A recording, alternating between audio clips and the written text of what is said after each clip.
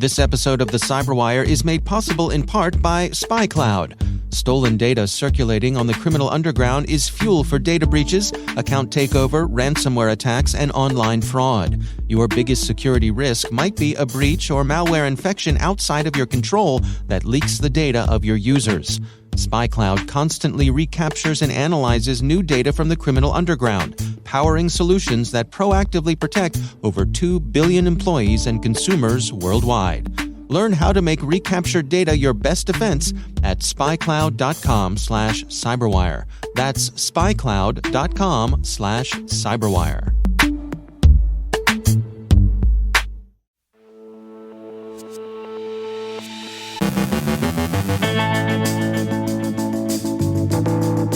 Diplomatic channels remain open even as NATO and the U.S. reject Russian demands over Ukraine. More warnings over Russian cyber operations in the hybrid conflict. Social media as a source of tactical intelligence. The FBI tells industry to be alert for Iranian hacking. Josh Ray from Accenture digs into the Bastard-Lord networking manual. Carol Terrio examines a university data backup snafu. And happy Data Privacy Day to all.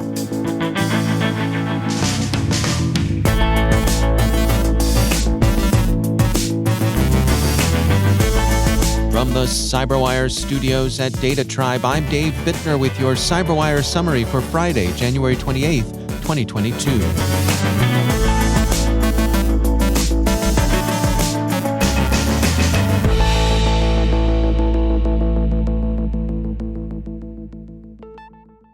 In the crisis posed by Russia's aggressive posture with respect to Ukraine, TASS has written that there's no understanding on new Russia-U.S. strategic dialogue meetings so far. The "so far" in TASS's headline is significant insofar as it suggests that diplomacy remains Russia's focus. Reuters also sees a softening of the Russian tone, but a change in tone doesn't necessarily imply a change in direction. TASS quotes Vladimir Yermakov, director of the Russian Foreign Ministry's Department for Non-Proliferation and Arms Control, quote, "Further strategic dialogue with the United States depends to a significant extent on Washington's readiness to give a rational and realistic response to Russia's core security concerns and to engage in practical work on legally binding guarantees of stopping NATO's further expansion, refraining from deployment of offensive weapons of the U.S. and its allies near our borders, and returning NATO's military equipment and personnel levels to levels of 1997, when the Russia-NATO Founding Act was signed." End quote.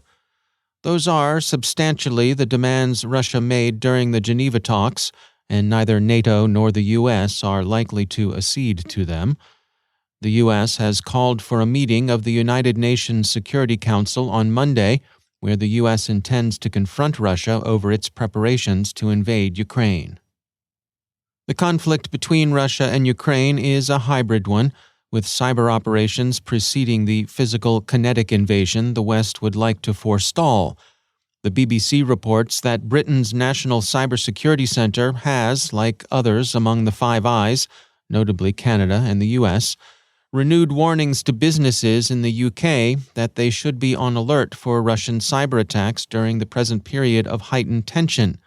Paul Chichester, the NCSC Director of Operations, said early this morning, quote, "While we are unaware of any specific cyber threats to UK organizations in relation to events in Ukraine, we are monitoring the situation closely, and it is vital that organizations follow the guidance to ensure they are resilient."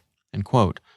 For all of the NCSC's reticence about attribution, Computer Weekly quotes Chichester as saying, "Over several years, we have observed a pattern of malicious Russian behavior in cyberspace.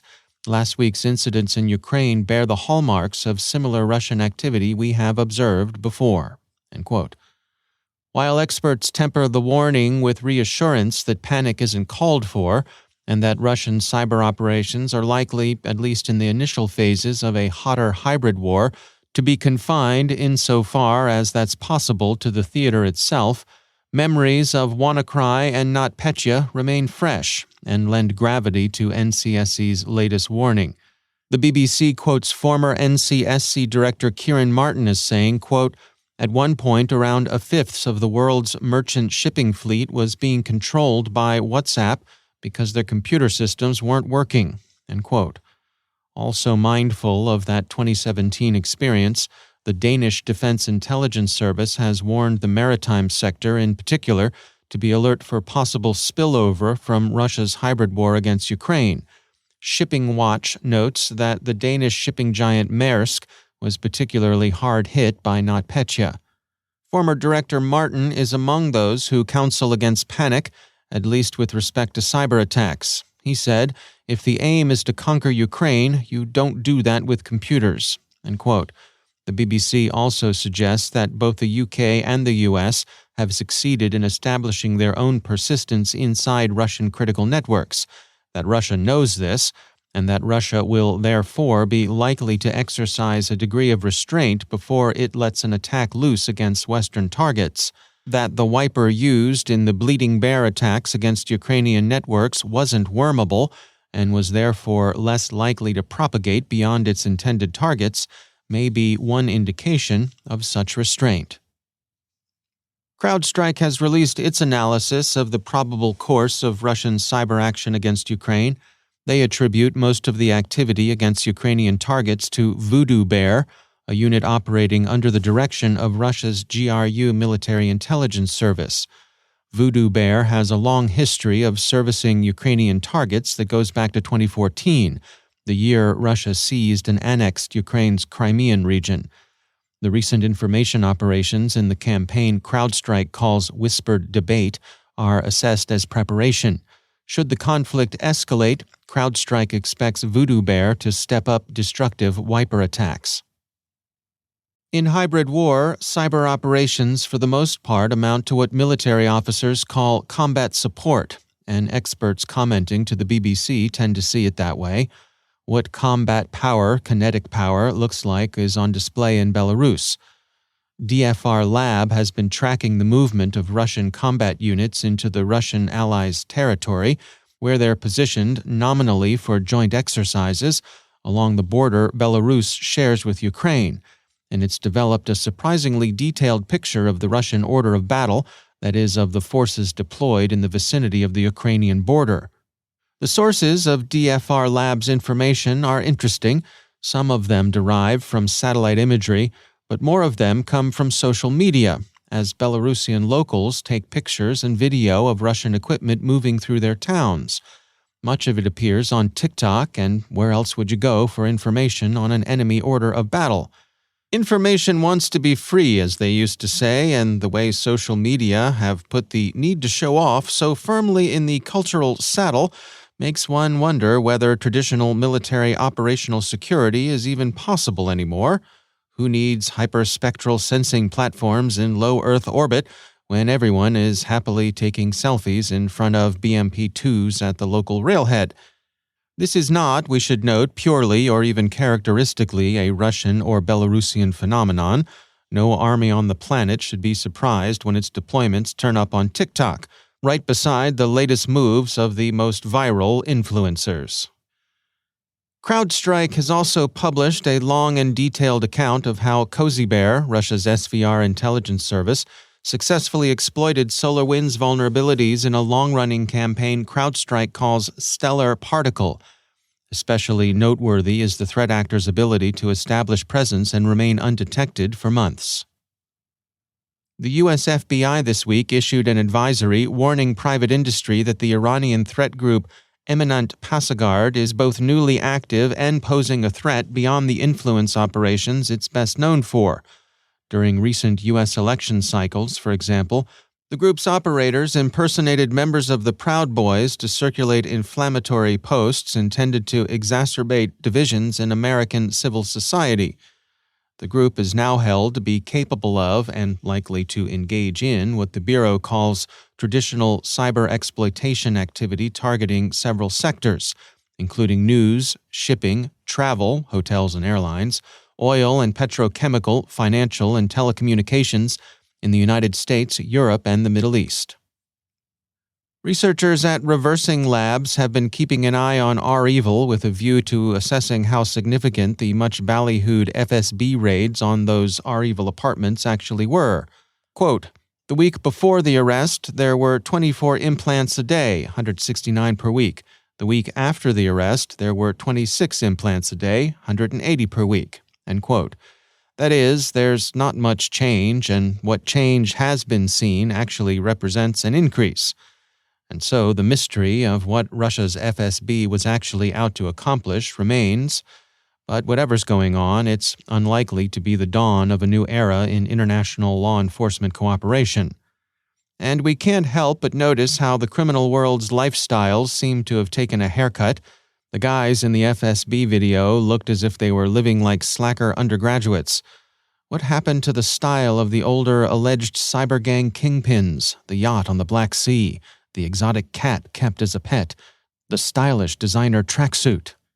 Other ransomware operators are also active. Security Week reports that France's Ministry of Justice has sustained a Lockbit 2.0 infestation. Palo Alto Network's Unit 42 describes Black Cat ransomware, an unusually sophisticated strain that's been circulating in the wild since this past November. But not every problem is the work of hackers. Federal News Network reports, for example, that the U.S. State Department has assessed the worldwide email outage it sustained yesterday as due to a glitch, not an attack. And finally, we close by wishing all a happy Data Privacy Day. We hope you've completed your holiday shopping and done so with as much discretion as possible. But seriously, a good way of observing the day would be to review NIST's Data Privacy Framework, which coincidentally is celebrating its second birthday. Many happy returns, NIST.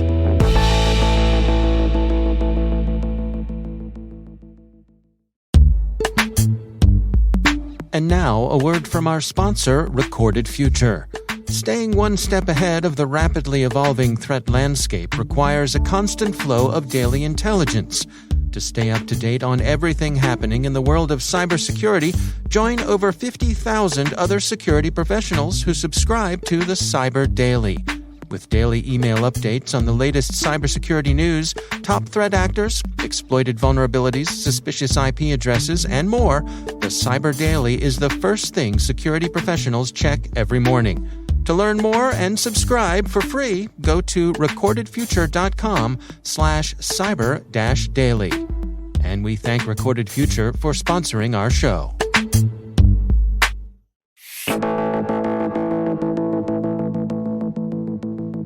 The continued success of ransomware operations worldwide has put the spotlight on organizations' backup and recovery plans, seen as a critical step in protection against ransomware. But what happens when things don't go according to plan? Our CyberWire UK correspondent Kirill Terrio has that story. So years ago, I held the job of managing crisis communications for a global IT security firm. And over the years, there were, countless events that demanded a clear head and a clear message, even when everything around you was completely chaotic.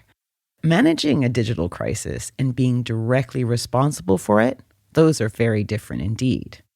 I mean, some bad decisions, even ones made erroneously without an iota of ill intent, can still have catastrophic consequences.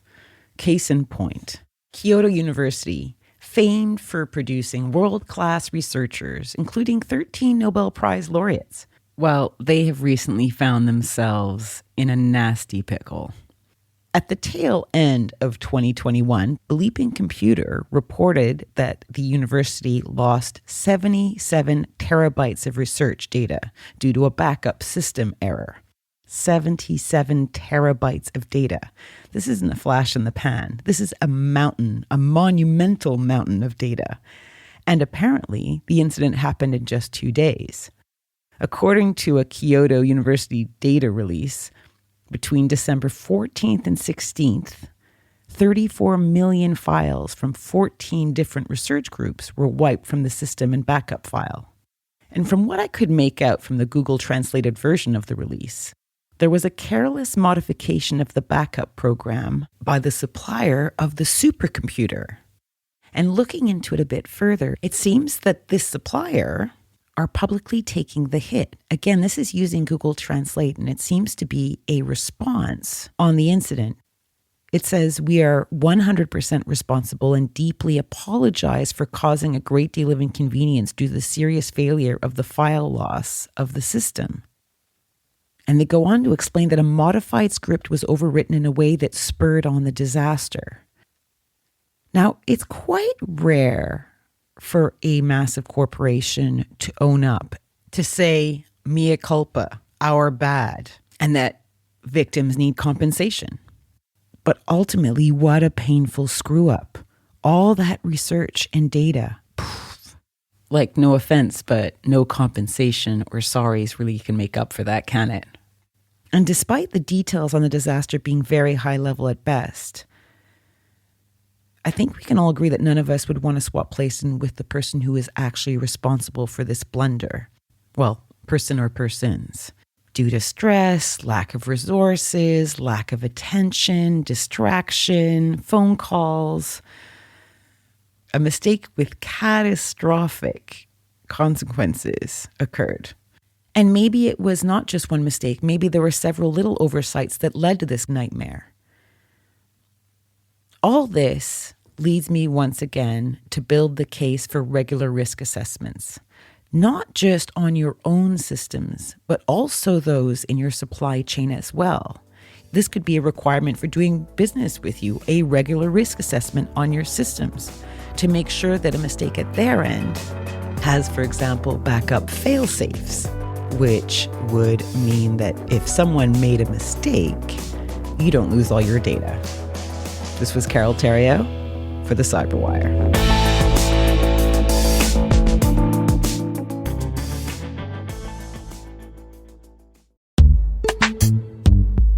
And now, a word from our sponsor, SOC-OS.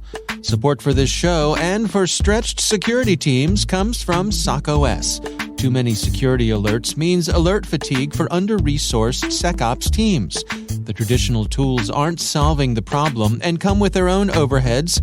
SOC-OS is the lightweight, cost-effective, and low-maintenance solution for your team. Centralize, enrich, and correlate your security alerts into manageable, prioritized clusters. Get started and sort the signal from the noise with an extended free trial by visiting socos.io/cyberwire. And we thank SOC-OS for sponsoring our show.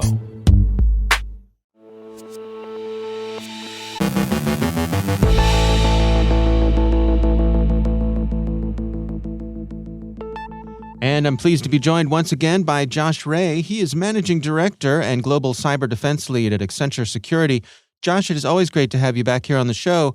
I wanted to touch base with you on some of the things that I know you and your team are tracking when it comes to activity happening in that cyber underground. What sort of things are on your radar these days? Hey, Dave. Yeah, thanks for having me back. And yeah, this has been really a primary requirement for our cyber recon team. And it's, as we've spoken about before, a trend that we've seen primarily over the last 18 months of threat actors just showing a huge amount of interest around these VPN and server-side type of vulnerabilities. And as you know, this is likely, a direct result of the remote work environment. But also, these server-side vulnerabilities really afford an attacker higher privileges and sometimes they're a little bit less noisy, but they also provide a lot of access to much more broader targeting opportunities. And I was actually talking to two of my colleagues the other day, Paul and Luca from our recon team, and they were talking to me about how they discovered this networking manual guide of sorts that had some very specific recommendations regarding some free tools and exploits to take advantage of just some previously disclosed vulnerabilities and things like RDP, net login, other types of VPN technology. Again, things that help an actor to not only gain access to a network, but do things like move laterally effectively and things. But as we start to think about how do we defend against this, it's really important to note that two very well respected actors were primary contributors to this networking manual guide, and they have repeatedly shown interest in the darknet about virtual private network vulnerabilities in which offering some significant bounties, meaning that they are very well resourced to buy these zero-day exploits. When you say significant bounties, which sort of dollar signs are we talking about here? Can you help me calibrate my scale? Absolutely. Yeah. And this is, this is kind of serious when you talk about the resources that these actors can bring to bear now for a lot of these zero-day exploits, particularly ones that are affecting Windows and Linux and VPN products and also Android. So we've seen actors that are placing Bitcoin deposits on forums to show that they have actually the resources to pay, somewhere in the order of magnitude of about 27 Bitcoin, which is right around 1.3 million US as a deposit, right? When they're actually offering 3 million for a remote code execution exploit against Windows or Linux.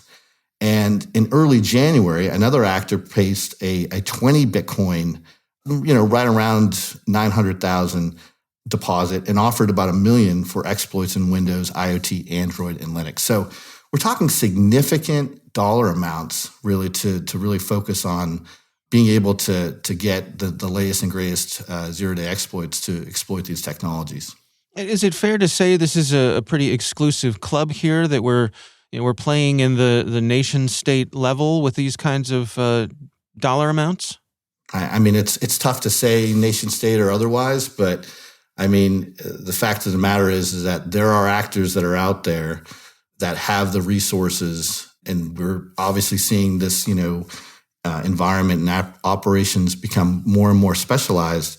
So, it's a high risk, high reward type of environment, and the criminals are, I think, ready to pay whatever is necessary to continue to advance their objectives.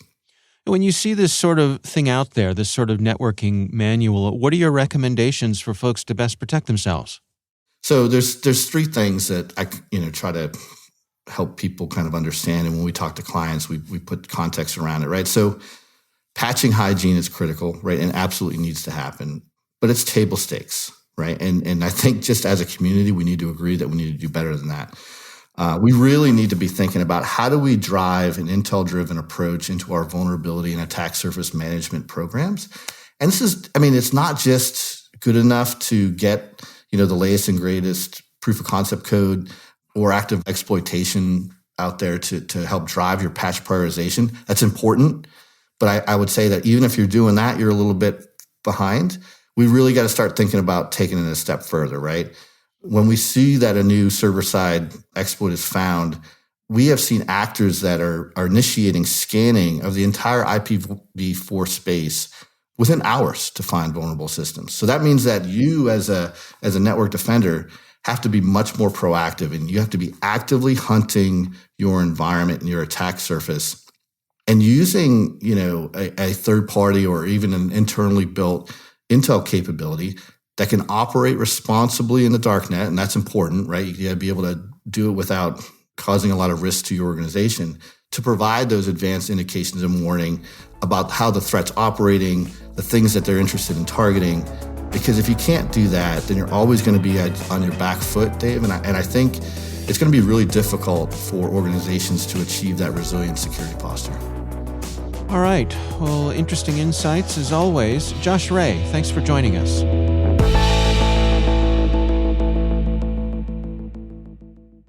Thanks to all of our sponsors for making the CyberWire possible, especially our supporting sponsor, Arctic Wolf.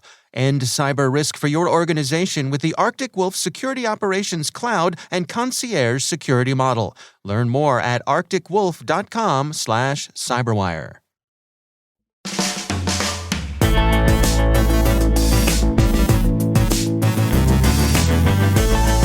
And that's the CyberWire.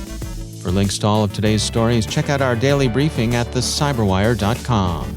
Be sure to check out this weekend's Research Saturday and my conversation with Sylvester Segura from Symantec's Threat Hunter team. We're discussing their work on espionage campaigns targeting telecoms organizations across the Middle East and Asia. That's Research Saturday. Check it out. The CyberWire podcast is proudly produced in Maryland out of the startup studios of Data Tribe, where they're co-building the next generation of cybersecurity teams and technologies. Our amazing CyberWire team is Elliot Peltzman, Trey Hester, Brandon Karp, Eliana White, Peru Prakash, Justin Sabi, Tim Nodar, Joe Kerrigan, Carol Terrio, Ben Yellen, Nick Valecki, Gina Johnson, Bennett Moe, Chris Russell, John Petrick, Jennifer Iben, Rick Howard, Peter Kilpie, and I'm Dave Bittner. Thanks for listening. We'll see you back here next week.